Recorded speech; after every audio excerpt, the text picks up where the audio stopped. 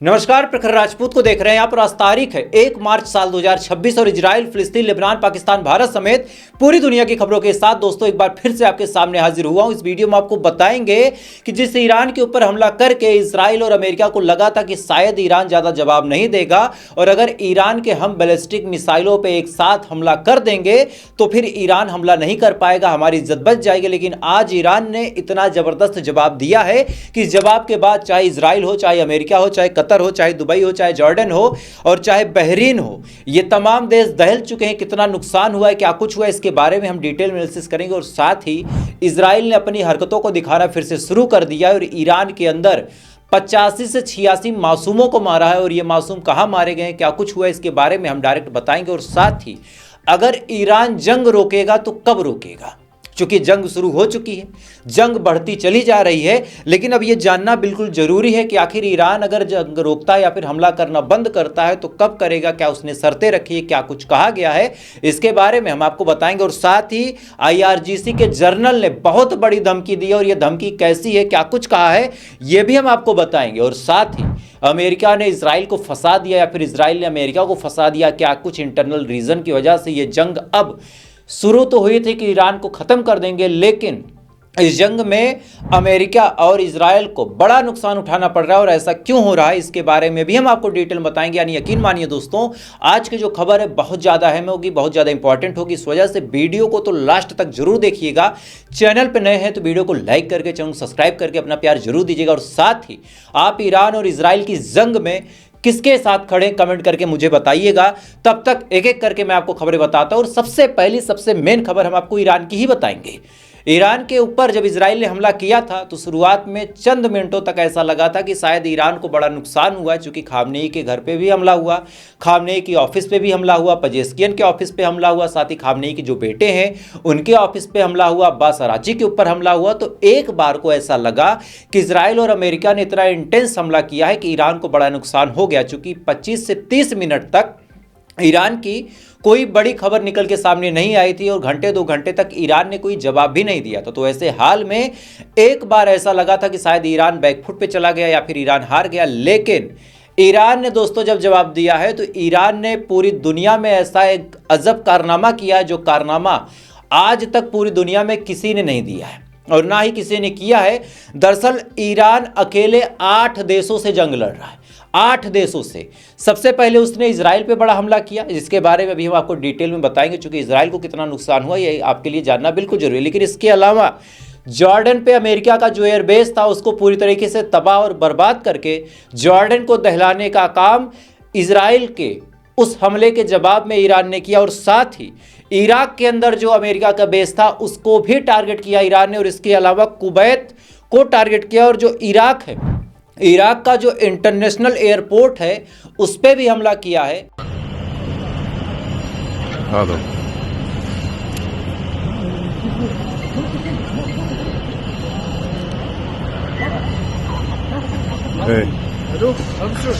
ها حجي يعطيك العافيه. هلا ابوي. بس طاحت هني ما في حريق بس دخان. ها درون شفتها شايفها بس اقصد ما في حريق بس. لا بس ضربت بالتليفون. انا شفتها، انا كنت بالساعه. انا كنت انا بسرداب يمي ضربت. بس في اصابات، في احد صاب شيء. لا ما. الو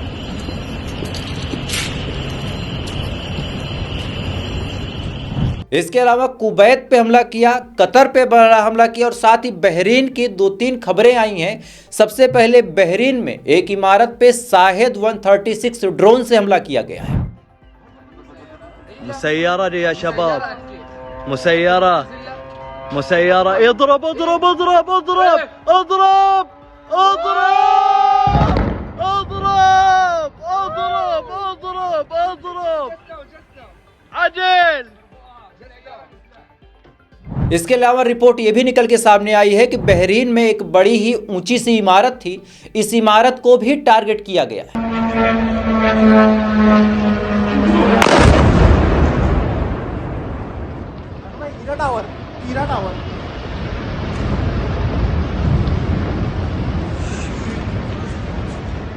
जैसे जैसे कल रात जवान हो रही थी, जैसे जैसे कल रात चढ़ रही थी, अंधेरा हो रहा था, हमलों की तस्वीरें और ज़्यादा क्लियर निकल के सामने आई। और साथ ही बहरीन से एक और वीडियो निकल के सामने आया है जिसमें आप साफ तौर पे अभी देखेंगे, जब बहरीन के ऊपर ईरान ने हमला किया, अमेरिका का जो बेस था उसको तबाह किया, तो इसके बाद बहरीन के लोग हंस रहे थे, जश्न मना रहे थे, तालियां बजा रहे थे। और ऐसा क्यों है आपको बताता हूं, लेकिन पहले वो एक्सक्लूसिव वीडियो देखें आप। Ya Allah! Ya Allah! Ya Allah! Ya Allah! Ya Allah! Ya Allah! Ya Allah! La ilahe illa ent. La ilahe illa ent. इस वीडियो में दोस्तों आप देख सकते हैं कि बहरीन के अंदर जब हमला हुआ था तो लोग हंस रहे थे, बहरीन के जो लोग थे वो तालियां बजा रहे थे। और इसके पीछे दोस्तों सबसे बड़ी वजह यह कि ईरान ने न केवल इन देशों को निशाना बनाया है बल्कि इनकी सरकार को एक कड़ा मैसेज दिया। चूंकि जितने भी ये देश है, चाहे वो जॉर्डन हो, चाहे वो कुवैत हो, चाहे वो कतर हो, चाहे बहरीन हो, चाहे दुबई हो, इसमें दो तरह के ग्रुप चलते हैं। पहला ग्रुप वो है जो इस समय इजराइल और अमेरिका की गोद में जाके बैठ गया है। यानी अमेरिका अगर कह दे खाओ तो ये लोग खाएंगे, अमेरिका कह दे कि मूत दो तो ये लोग मूत देंगे, अमेरिका कहे कि दाढ़ी कटा लो तो ये लोग दाढ़ी कटा लेंगे, अमेरिका ने कहा कोट पैंट पहनो, ये लोग कोट पैंट पहनने लगे, इन्होंने कहा नाचो तो नाचना शुरू। लेकिन इसके अलावा इन तमाम देशों में एक बड़ा संगठन ऐसा है जो ये चाहता है कि अगर हमारा देश है तो हम कंट्रोल करें, अगर हमारा देश है तो यहाँ पे ताकतवर हम रहें, हमें किसी दूसरे देश का जो डोमिनेशन होता वो नहीं चाहिए, यानी कोई दूसरा देश हमें डोमिनेट ना कर सके।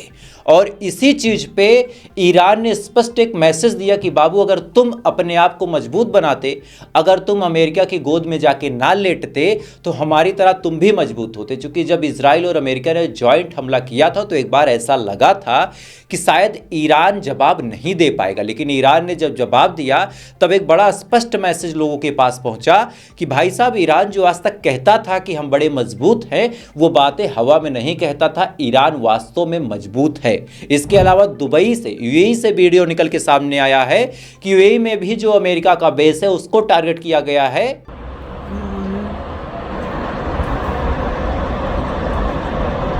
देख के गया थल्ले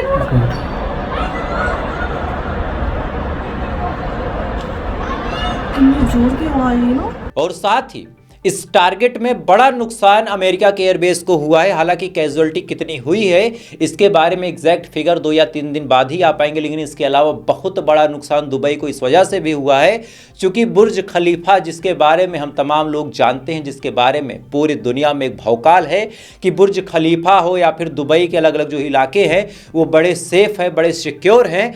बुर्ज खलीफा के पास भी ईरान ने प्रीसियस अटैक किया है। Sí, ahí pegó. Uy, chico, ahora sí se puso. ¿Qué pegó? Lo tiraron, lo tiraron. ¿A qué le pegó? Bueno, muchachos. ¿A qué le pegó? Algún calibre. Me estás jodiendo, boludo. Mirá la grúa, boludo. ¿Se mueve la grúa? No. ¿La grúa está en el edificio? No veo nada yo. ¿A dónde está el avioncito, Ya boludo? se fue. Ahí está, Bajó, ahí se vio. Ahí se vio. Mirá el humo. ¿A dónde, boludo? Mirá, dale, No, pará, dale. boludo. Qué locura, amigo.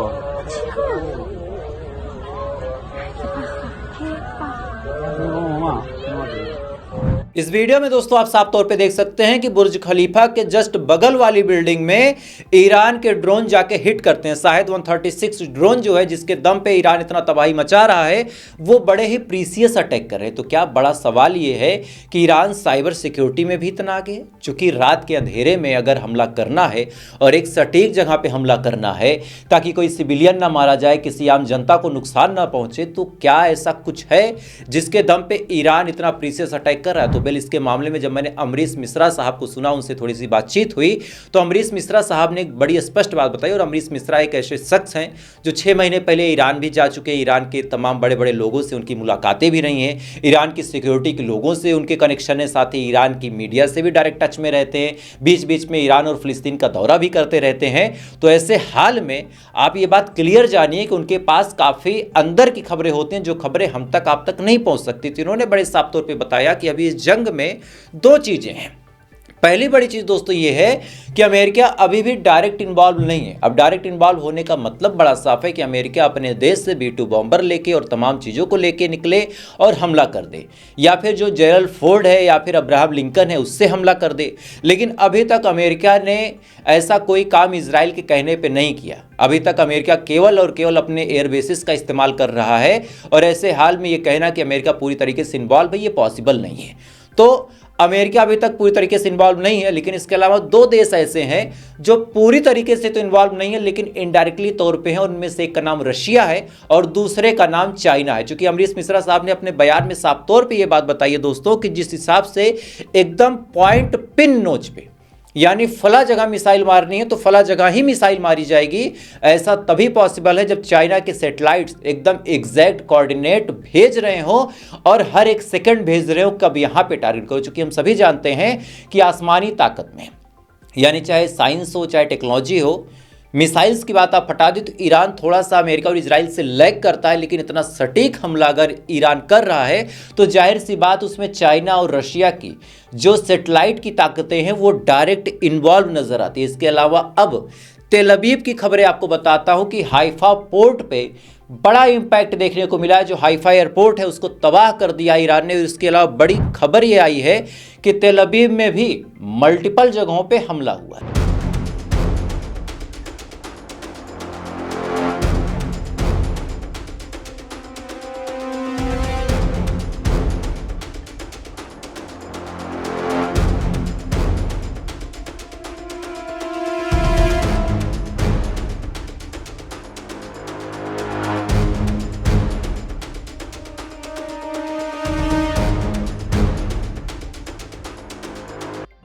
इस video में दोस्तों आप साफ तौर पे देख सकते हैं कि तेल अवीव में बड़ा हमला हुआ और साथ ही जो तेल अवीव के लोग हैं, अलग अलग शहरों के जो लोग हैं, सायरन लगातार बज रहे हैं और इन तमाम जगहों पे लोग बंकरों में जाके छुपे हुए हैं।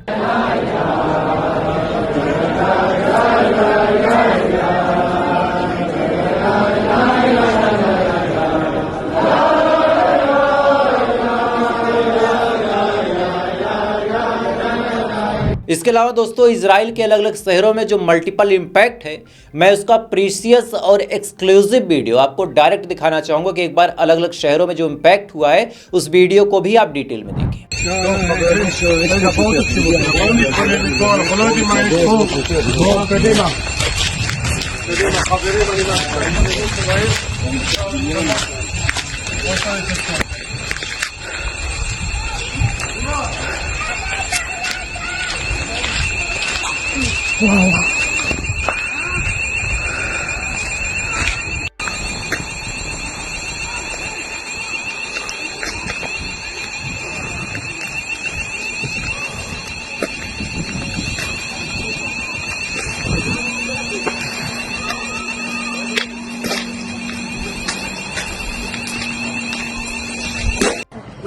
אני בשוק!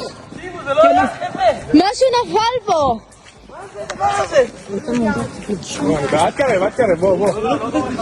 इस वीडियो में दोस्तों आप साफ तौर पे देख सकते हैं कि इजराइल भी अंदर से पूरी तरीके से दहल उठा है।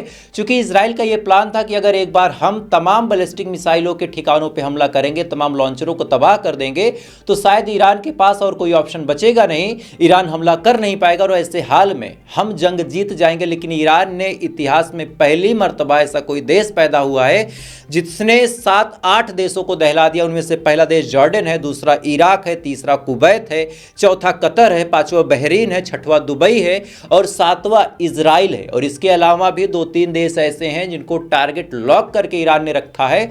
और कहीं कहीं तो ये भी कयास लगाया जा रहा है कि अगर जेरल्ड फोर्ड या फिर अब्राहम लिंकन एयरक्राफ्ट कैरियर जो है वो जद में आता है या फिर अमेरिका ने डायरेक्ट इन्वॉल्व होने की कोशिश की तो ऐसे हाल में इनको भी तबाह और बर्बाद करने का काम ईरान करेगा। बहरहाल अभी अमेरिका के अंदर भी खलबली मच चुकी है। अमेरिका के जो लोग हैं वो ट्रंप को समझा रहे हैं कि ईरान के साथ तुम जंग में ना पड़ो, इजराइल लड़ रहा है उसको लड़ने दो, या फिर ईरान के अंदर अगर हमला करना है तो इजराइल की धरती का इस्तेमाल करके करो। चूंकि अगर तुम डायरेक्ट अमेरिका के साथ जंग में इन्वॉल्व होते हो तो ऐसे हाल में अमेरिका की ज़मीन भी असुरक्षित हो जाएगी। चूँकि जिस तरह की टेक्नोलॉजी का परीक्षण ईरान ने किया है, जिस तरह का जौहर ईरान ने दिखाया है, इसका मतलब दोस्तों बड़ा साफ है कि ईरान अब तक जो कुछ बताता था और ईरान की मिसाइलों के बारे में जो खबरें आती थी वो तमाम खबरें तो केवल 5 और 10% थी। इवन ईरान की तरफ से भी ये बयान निकल के सामने आया है कि अभी तक हमने केवल पुराने स्टॉक को ही यूज किया, यानी जो पिछले 12 दिन की जंग में हमारा स्टॉक बचा था हमने उनका ही प्रयोग किया। अभी हमारी खुर्रम शहर बची है, खुर्रम शहर 4 बची है, शायद 132 बचा है, अभी तो 136 से हमला हुआ, सोचिए 132 भी बचा है। इसके अलावा जो इनकी फतह मिसाइल है वो बची है। अभी एक श्योम करके इन्होंने बताया था कि कासिम सुलेमानी जो इनके जर्नल थे, इनके नाम पे एक मिसाइल की टेस्टिंग अभी 3 से 4 दिन पहले हुई थी, उनको भी यूज़ करना भी बाकी, और साथ ही इनके अलग अलग और जो खतरनाक ड्रोन है उनको भी इम्पैक्ट में लाना भी बाकी है। लेकिन इसके अलावा ईरान ने एक और बड़ी बात बोली है, क्योंकि लोगों ने पूछा था कि आपने जंग तो शुरू कर दी और फुल स्केल वार आप लड़ रहे हैं, तो क्या सीज फायर या फिर कोई और चीज़ पॉसिबल है।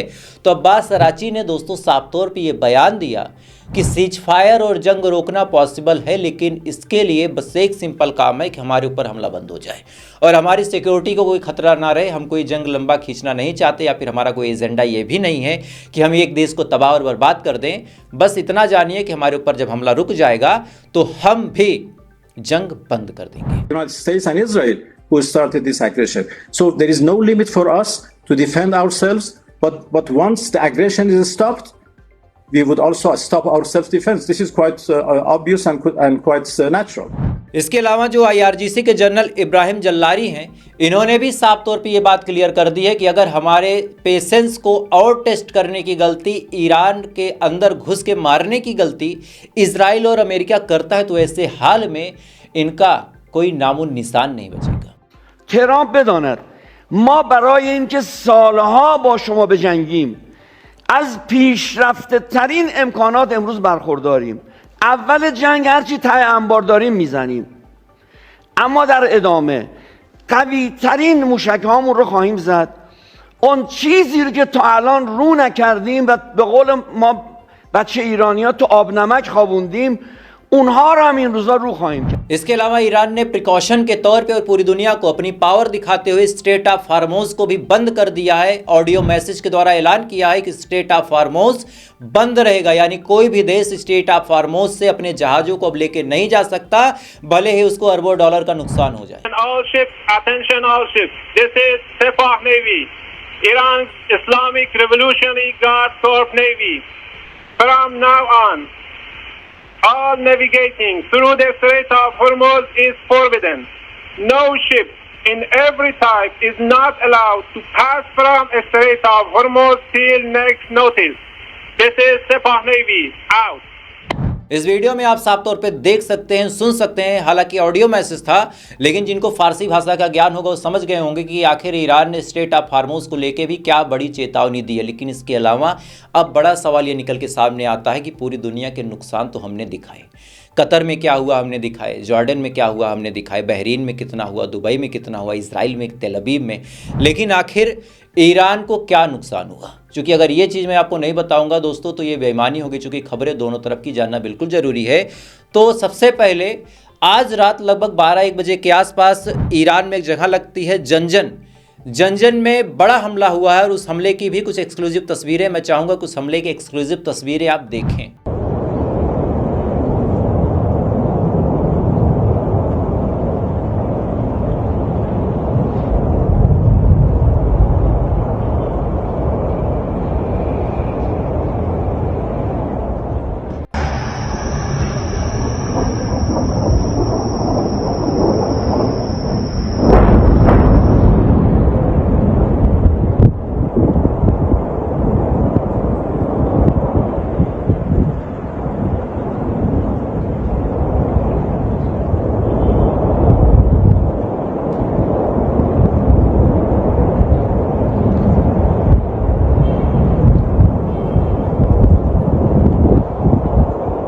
इसके अलावा सबसे दुखद और सबसे अफसोसनाक जो घटना निकल के सामने आई है, जिसके बाद पता चल जाता है कि आखिर इजराइल और अमेरिका की सोच कितनी गिरी हुई है, इनका जो मॉरस ऑपरेंडी है वो कितना खतरनाक है, ये कितने शैतानी सोच के लोग हैं।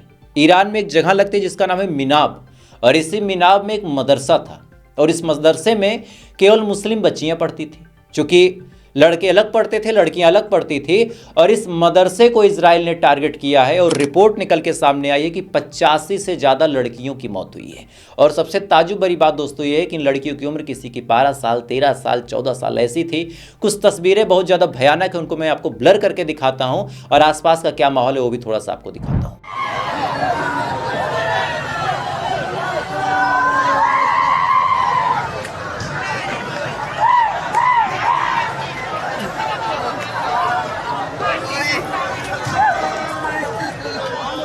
इस वीडियो में दोस्तों आप साफ तौर पे देख सकते हैं कि बड़ा इम्पैक्ट हुआ है। 85 से ज़्यादा बच्चियों को इजराइल ने मार दिया। ये बच्चियां शहीद हुई हैं, क्योंकि ना तो इनकी कोई गलती थी, ना इनका कोई गुनाह था। ये तालीम लेने के लिए मदरसे में गई थी और इजराइल ने इन बच्चियों को टारगेट किया है। साथ ही बैग का भी जमावड़ा आपको स्क्रीन पे ब्लर करके दिखाता हूं कि जिन बच्चियों को मारा गया उनके बैग्स किस हिसाब से इकट्ठा किए गए, पूरे खून से सने हुए। वीडियो काफ़ी खतरनाक, इस वजह से मैं आपको थोड़ा सा ब्लर करके दिखाऊंगा।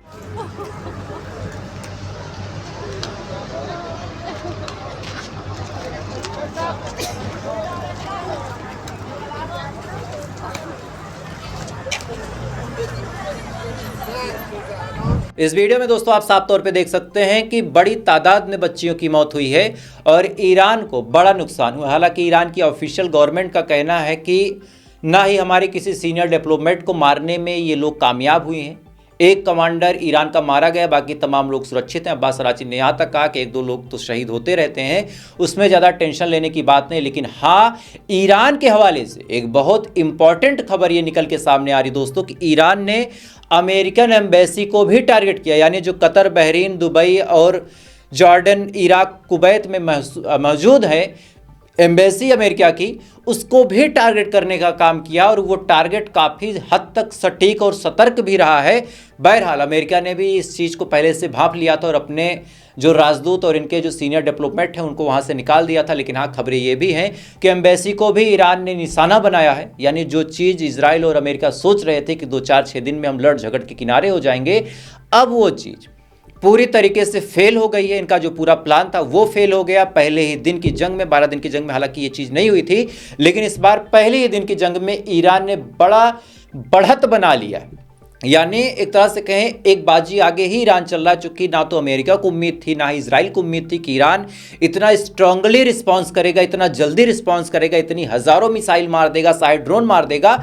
ये चीज़ें ना तो इजराइल ने कभी सोची थी दोस्तों, ना ही अमेरिका ने सोची थी। इनको लगा था कि चलो 2-4-6 मिसाइलें गिरा के हम अपना बहुकाल, अपना पौवा मेंटेन कर लेंगे, हम जो हमला करेंगे उसमें खामनी शहीद हो जाएंगे। लेकिन आज लेने के देने पड़ गए। इजराइल मार खा रहा है, अमेरिका में हिम्मत नहीं है। मैं भी जब तक आप ये वीडियो देखें, हो सकता है चांसेस है, चूंकि जब तक मैं वीडियो बनाता हूँ, रिकॉर्ड करूँगा, पीछे जो तमाम एनिमेशन देखते हैं, एडिट होता है तो घंटे, 2 घंटे, 3 घंटे का टाइम लग जाता है। हालांकि मैं सोच रहा हूँ किसी दिन लाइव बैठ के या फिर आज शाम को ही लाइव बैठ के लगातार खबरें पढूं, जैसा रिस्पांस होगा मैं आपको बताऊंगा। लेकिन हो सकता है कि B-2 बॉम्बर इंटर कर चुके हैं, लेकिन अभी तक अमेरिका के अंदर ये हड़कंप मचा हुआ है कि आखिर हमें आना है कि नहीं आना। चूंकि इनको पता है कि ईरान के साथ जंग लड़ने में हमने अपनी 2 बड़ी चीज़ें दांव पे लगा दी। हमने केवल 4-6 मिसाइलें क्या मारी, हमारे 6 देशों में बने एयरबेस को तबाह करने का काम इजराइल ने किया। और अगर हम डायरेक्ट इन्वॉल्व होते हैं तो हमारा जो जेरल फोर्ड है, जो हमारा अब्राहम लिंकन है, वो तो बगल में खड़ा है। तो क्या हम उसको दांव पे लगा के जंग के मैदान में आगे जाएं या फिर रुक जाएं, इस बात पे बड़ा डिबेट चल रहा है। और इस बात के हर एक सेकंड में होने वाले डिस्कशन पे मैं नज़रें बना के रखा हूं। आपका अपना प्रखर राजपूत तमाम बड़ी खबरों को मिनट दर मिनट कवर कर रहा है। मैं भी वीडियो थोड़ी लेट आए पॉसिबल, लेकिन जब भी आऊँगा सटीक जानकारी के साथ आऊँगा। तो अगर आपको मेरी जानकारी अच्छी लगती है और कोई भी जानकारी आप छोड़ना ना चाहें और चैनल पर नए हैं तो सब्सक्राइब जरूर कर लें, ताकि जब भी मैं वीडियो डालूं सबसे पहले आप तक पहुंचे। बाकी थोड़ी देर बाद आपसे फिर मुलाकात होगी ऐसी ही किसी घटना के साथ। तब तक आप अच्छे रहें, खुश रहें, अपना ख्याल रखें, अपने देश का ख्याल रखें। जय हिंद, ऊपर वाला आपकी हिफाजत करें।